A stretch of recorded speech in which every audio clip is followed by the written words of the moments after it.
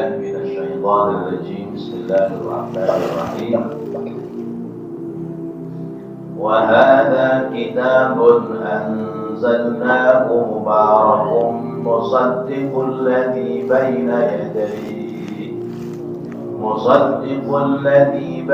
يديه ولتنذر أم القرى ومن حولها والذين يؤمنون بالآخرة يؤمنون به وهم على صلاتهم يحافظون. Bapak Ibu hadirin hadirat rahimakumullah, yang lalu membahas tentang bahwa sebelum Al-Quran Allah telah turunkan kitab-kitab suci. Seperti misalnya kitab suci Taurat diturunkan kepada kaum Bani Israel, yaitu di saat risalah Nabi Musa alaihissalam. Kemudian ada pula kitab Zabur, ada pula kitab Injil. Kitab Injil diturunkan melalui Nabi Allah Isa alaihissalam.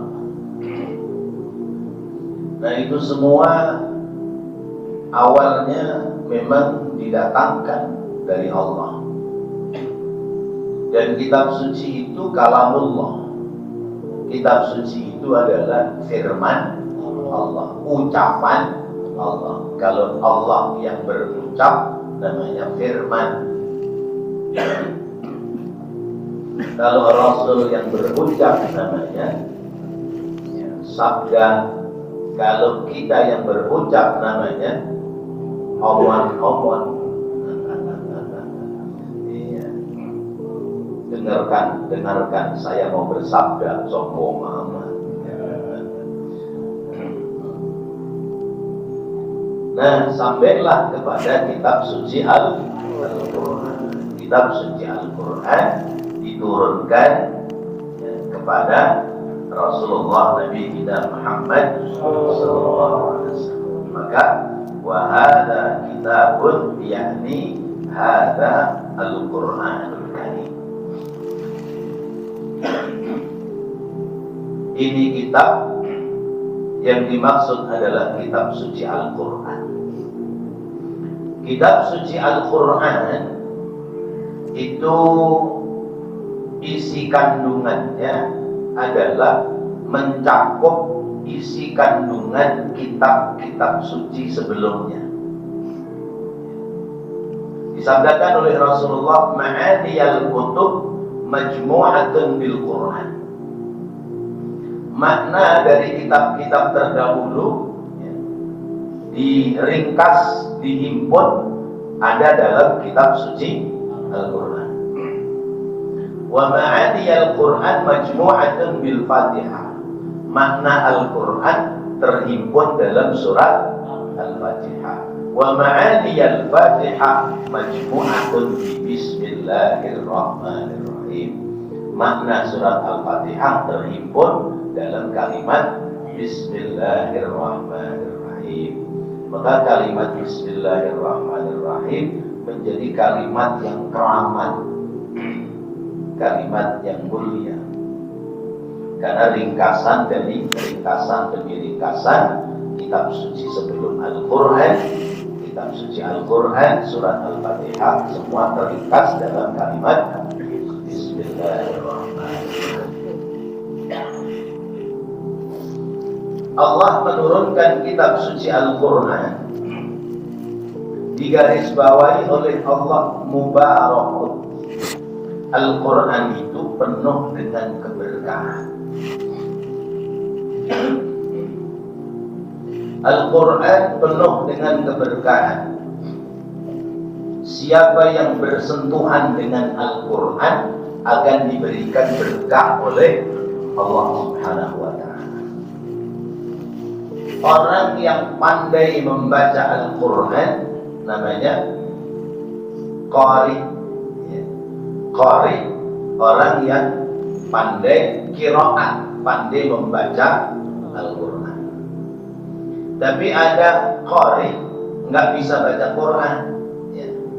Dulu presiden Filipina namanya Corin Aquino. Corin tapi nggak bisa baca Quran, malah nggak ngerti Quran.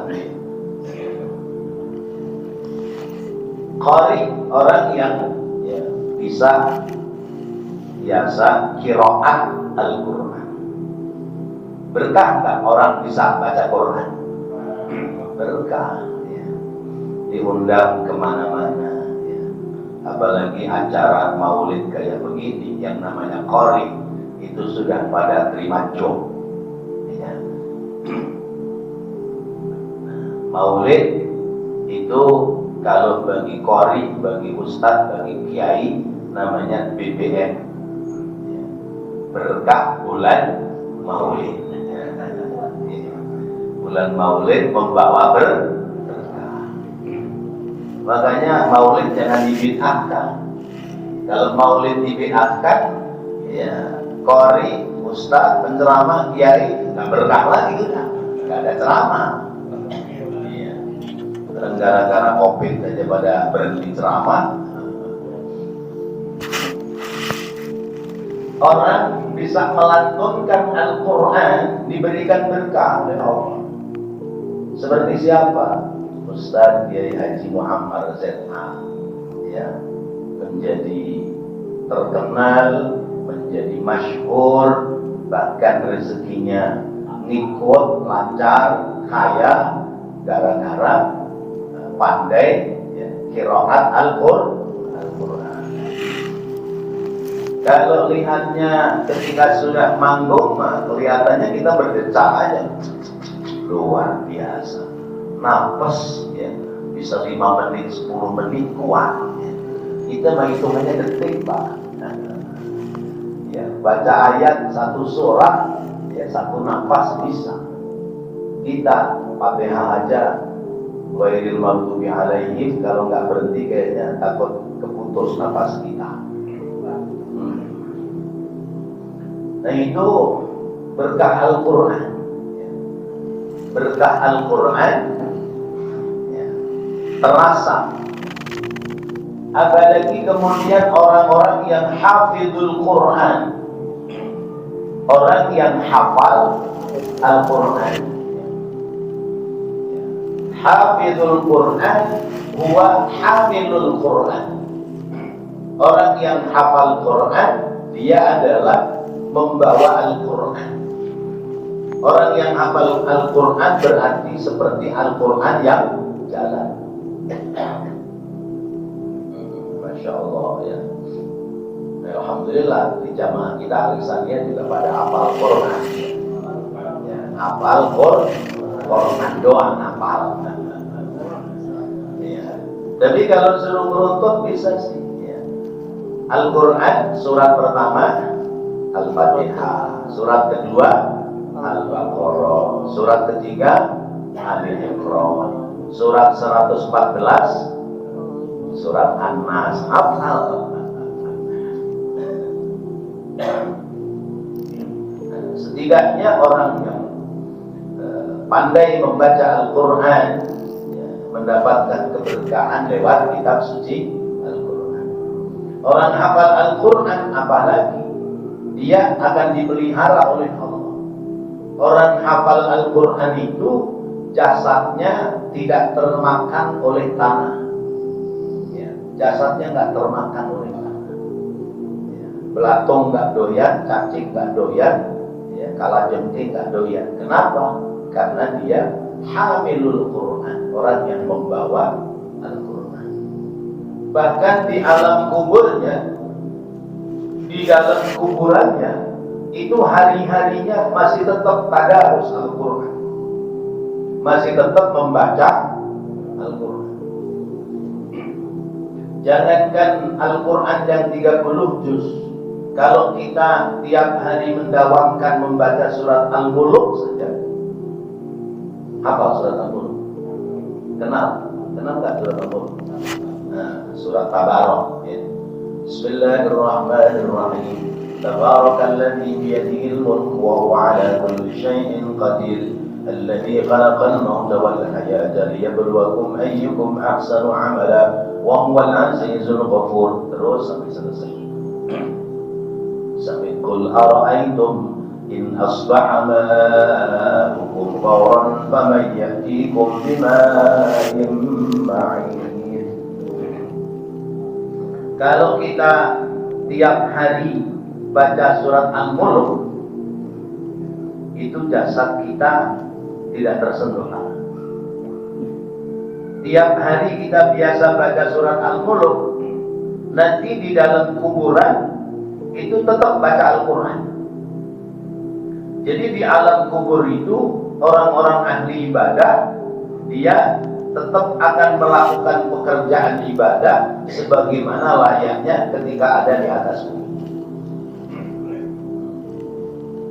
Nah, terus dapat pahala apa enggak? Ya, sudah nggak ada pahala lagi kalau sudah sampai di alam kubur. Karena ibarat orang ujian yang dinilai itu ketika dia nulis jawaban di dalam kelas, kalau sudah keluar dari kelasnya, jawabannya sudah nggak kepakai. Tapi artinya menandakan bahwa orang ahli ibadah itu, kalau dia seandainya diberikan umur panjang, maka dia akan selalu ibadah. Buktinya sampai ke liang lahat, ke alam kubur, dia masih tetap ingin ibadah. Maka pantas orang ahli ibadah ditempatkan di dalam surga khalidina fiha abadan, kekal selama-lamanya. Al-Quran membawa berkah. Maka siapa yang bersentuhan dengan Al-Quran diberikan berkah oleh Allah. Kita sekedar bisa baca surat Al-Fatihah, sekedar bisa baca surat-surat pendek. Ketika imam rawatib masjid tidak hadir karena halangan, maka kita yang didorong oleh orang-orang sekitar kita. Udah sampai aja maju. Wah, jangan saya. Enggak, saya udah dengar kok sampean bacaan Qur'annya bagus. Itu berkah. Artinya mendapatkan kemuliaan dari Allah untuk kehidupan. Keberkahan lewat Al-Quran, ya. Orang yang mendawamkan tadarus Al-Quran diberikan berkah oleh Allah. Umurnya jadi manfaat, hartanya berlimpah, rezekinya nggak ada kurang-kurangnya, ada aja sumber rezekinya Allah yang atur. Asal kita mau rajin tadarus Al-Quran. Nah, kenapa rezeki kita mandek? Karena kita tidak rajin baca Quran, lebih rajin baca WhatsApp. Ya. Kenapa rezeki kita mandek, rezeki kita sulit? Karena tidak rajin baca Quran, lebih rajin baca WhatsApp, baca Instagram, baca YouTube, baca apa gitu. Baca-baca HP sejam juga bentaran doang. Ya. Tapi coba baca Quran, seperempat jam aja udah muak. Ya. Karena memang setan itu nggak demen kalau kita dapat berkah dari Allah Subhanahu wa Ta'ala. Apalagi dibaca saat peringatan kematian seseorang, 7 hari, 40 hari, 100 hari, ya, sampai kemudian 1 tahun. Kita duduk di situ, kita baca Quran, tidak sekedar dapat berkah, tapi juga pulangnya bawa. Masya Allah. Ntar coba nih, bisa ada undangan dulu ya. Kita pada baca Quran, padahal Qul Al-Falaq, An-Nas, ya, sepotong dari ayat kursi sama akhir surat Al-Baqarah, tambahin zikir la ilaha illallah, tambahin sholawat, ya. Udah selesai doa, pulang bawa. Masya Allah, luar biasa. Itu berkah tingginya, terasa. tahlilan mau dibid'ahin, ya kita jadi kurang gizi. Itulah tak bawa berkat, kurang gizi.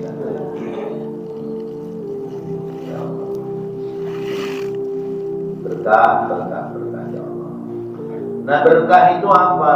Berkah itu ziyadatul khair, bertambahnya nilai kebaikan. Kalau kita dikasih sehat, kemudian kita bisa memanfaatkan sehat untuk ibadah, bukan untuk maksiat, maka berarti sehat kita membawa berkah. Kita dikasih umur panjang kita untuk berbuat kebaikan, ketolong kepada orang lain, maka berarti panjangnya umur membawa. Kalau kita bertambah harta, bertambah rezeki, rezeki kita ada manfaat dalam kebaikan, berarti rezeki kita membawa berkah. Tapi kalau tambah rezeki, tambah runyem, ya, tambah duit, tambah masalah, jangan-jangan itu duit, harta tidak membawa berkah. Terus begitu. Itu namanya mubarak. Itu keistimewaan pertama dari Al-Quran. Kemudian keistimewaan yang kedua, musaddiqul ladzi baina yadayhi. Musaddiqul ladzi baina yadayhi. Yang kedua, Al-Quran membenarkan pada kitab-kitab yang turun sebelum kitab suci Al-Quran. Artinya membenarkan adanya kitab yang dulu pernah diturunkan oleh Allah. Ada Taurat, Zabur, Injil, ya, suhufnya Ibrahim, suhufnya Musa, itu dibenarkan oleh Al-Quran. Bahwa kitab-kitab itu dulu datang dari Allah Subhanahu wa Ta'ala. Adapun yang ada sekarang ini yang dipegang oleh pemeluk agamanya, maka kata Rasulullah, la tusaddiquhu kullu wa la tukadzibuhu kullu. Ada sahabat nanya, ya Rasulullah, bagaimana dengan kitab Injil yang ada sekarang ini? Kata Rasulullah, jangan kau benarkan seluruhnya dan jangan kau dustakan seluruhnya. Artinya pada kitab-kitab yang ditemukan hari ini selain kitab suci Al-Quran, ada yang masih benar sesuai dengan dulu yang diturunkan oleh Allah, tapi ada pula yang sudah diselewengkan dari yang sesungguhnya.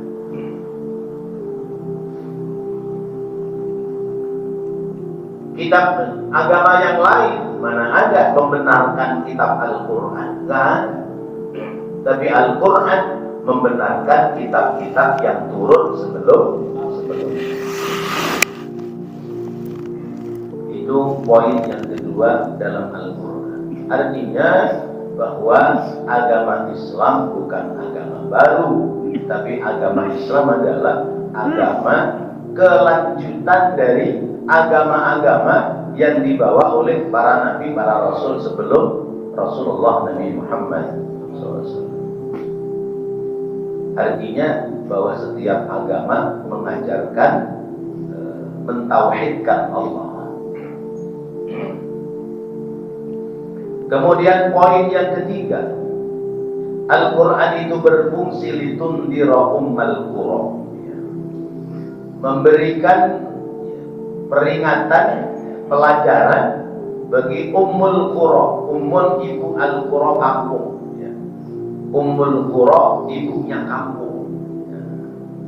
Para mufassir memahami ummul qura itu adalah tanah Arab. Ummul qura wabil khusus kota Mekah, karena kota Mekah ini kota tua.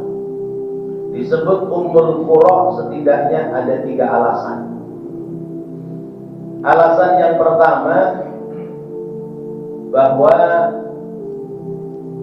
negeri Mekah ini di saat orang-orang hidupnya masih berpindah-pindah, masih nomaden, kalau zaman dulu pindah-pindah, itu orang-orang yang menempati kota Mekah, mereka sudah mukim di sana. Ummul Qura, berarti kota atau negeri yang tertua. Karena itu Ka'bah disebut Baitul Atiq. Ka'bah disebut Baitul Atiq, rumah tua. Nah, dari kata Atiq menjadi antik. Ya. Barang kalau sudah tua jadi antik, termasuk kita lama-lama jadi tua. Kalau udah tua kita jadi antik. Jadi dari kata antik menjadi antik.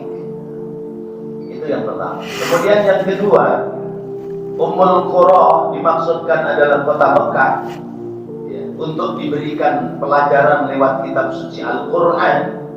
Karena bahwa kota Mekah ini adalah sentral magnet di bumi.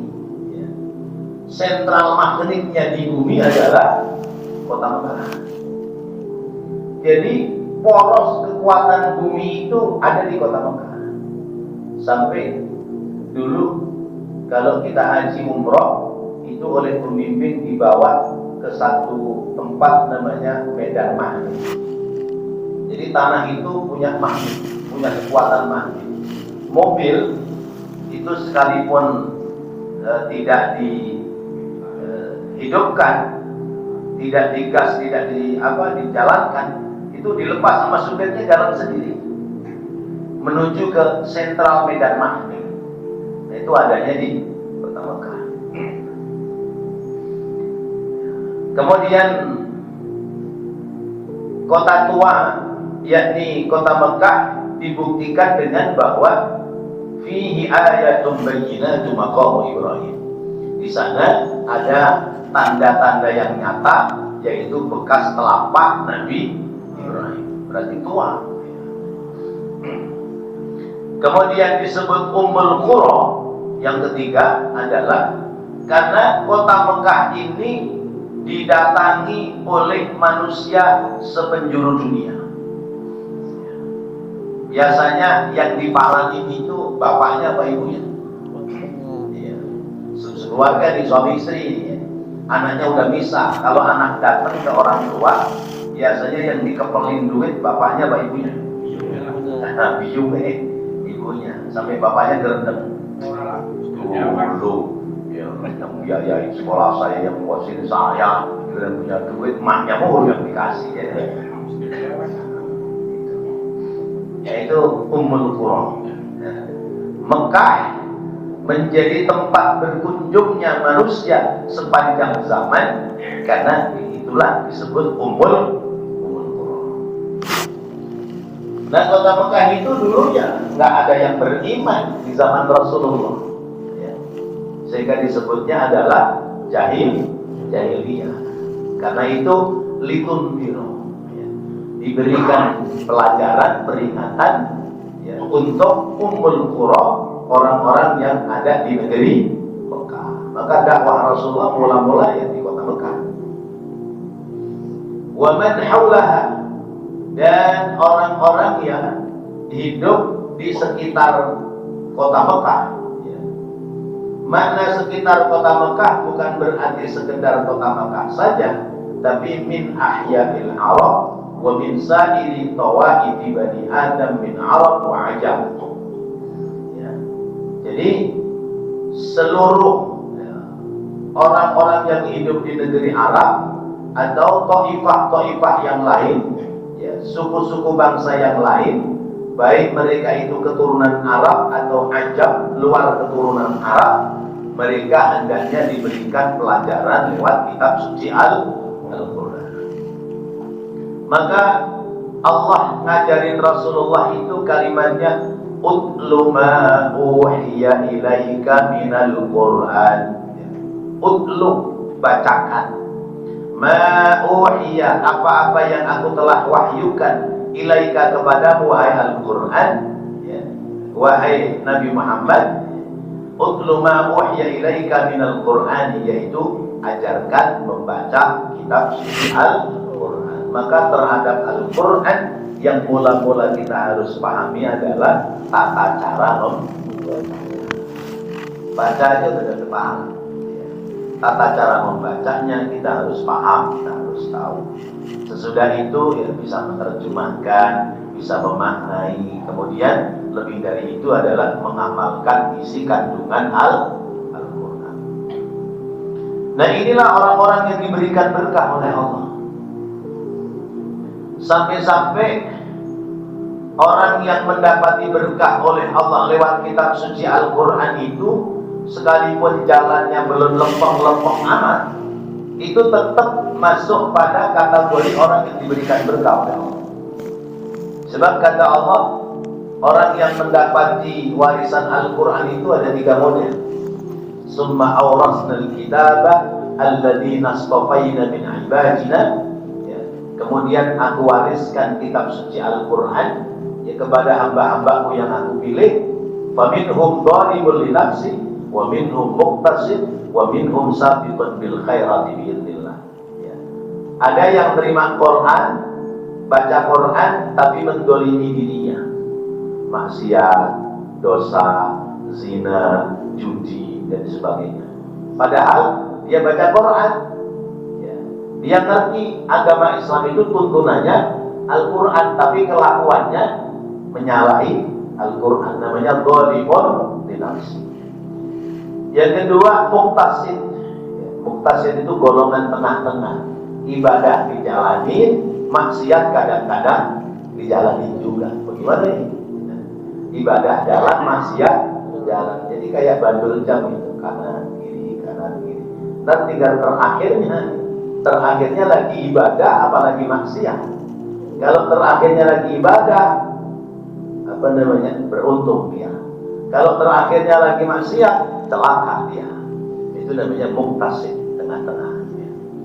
Ada lagi golongan yang ketiga yang paling istimewa adalah sabiqun bil khairati biidznillah. Dia mensegerakan melakukan kebaikan. Nah, ini sudah istiqomah. Kalau sudah mensegerakan melakukan kebaikan, terus istiqomah dalam kebaikan, selamat dia. Tapi kalau masih belok, khawatirnya pas lagi belok, Israel pas datang. Udah mau ngapain kita? Kalau sudah sampai di tempat itu, ya pas lagi belok Israel datang, mau teriak sama siapa? Ya, Masya Allah. Nah, jadi itulah ya, umat Nabi Muhammad SAW yang telah diberikan an-nabi, peringatan lewat kitab suci Al-Quran. Wa man haulaha, dan orang-orang yang di sekitar negeri Arab. Ya.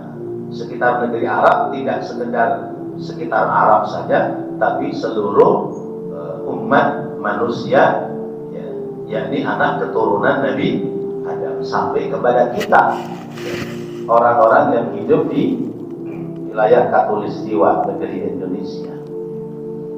Karena risalah Nabi Muhammad itu untuk seluruh umat manusia. Ajaran Islam itu untuk seluruh umat manusia. Sementara ajaran agama-agama lain itu hanya kepada satu kaum saja. Ya. Misalnya Nabi Musa ajarannya hanya kepada kaum Bani Israel. Nabi Isa ajarannya hanya kepada kaum Bani Israel. Tapi Nabi kita Muhammad sallallahu alaihi wasallam ajaran agamanya adalah kafatan linnas, untuk seluruh umat manusia. Makanya wa ma arsalnaka illa rahmatan lil alamin. Tidak rahmatan lil arabiyyin, ya, tapi lil alamin, untuk seluruh. Dalam ayat lain Allah menyebutkan kul ya ayyuhan nasu inni rasulullah ilaikum jami'an. Katakan wahai Nabi Muhammad, wahai sekalian umat manusia, sesungguhnya aku adalah Rasul Allah yang diturunkan untuk kalian semua. Kalau kalian semua berarti ya bangsa Arab, ya bangsa luar Arab. Wa qala li'unzirakum bihi wa man balagh. Untuk memberikan peringatan kepada kalian lewat Al-Quran dan orang-orang yang balagh telah memperoleh pelajaran lewat kitab suci Al-Quran.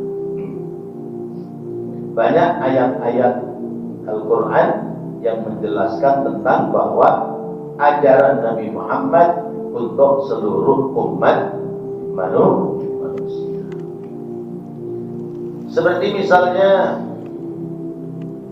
sabda beliau dalam kitab Sahih Bukhari dan Sahih Muslim, anna Rasulullah sallallahu alaihi wasallam qala, bahwasanya Rasulullah sallallahu alaihi wasallam bersabda, wa'titu khamsan lam yu'tihinna ahadun minal anbiya'i qabli. Aku diberikan 5 kelebihan yang tidak pernah diberikan kepada nabi-nabi sebelum aku.